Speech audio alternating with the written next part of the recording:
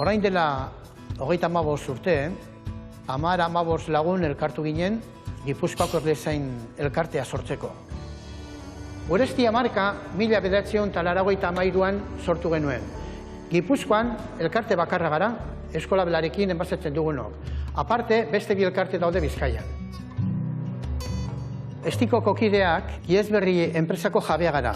Esti guztia ona ekartzen dugu, erauztu, enbazatu eta saldu. Elaboratzen dugun estia, esti gordina da, hotzean elaboratzen dugulako. Horrela, ez du bere propietatea galtzen. Askoz jota, 35 gradu arte ailegatzen gara prozesu honetan, ateratzeko eta filtratzeko.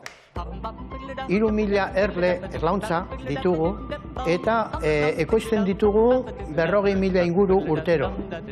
Erle guztiak Gipuzkoan eta Araban ditugu. Nik hemen Itziarren eta Usurbilen dauzkat erleak, Araban ere bai. Gero, ekainan, loraldia bukatzen danean, trashumantzia egiten dugu.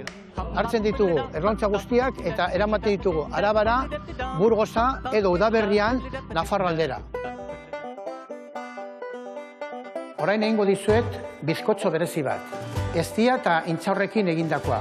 Eguzkilore izena jarri diot. Ikusiko duzu zergatik gero.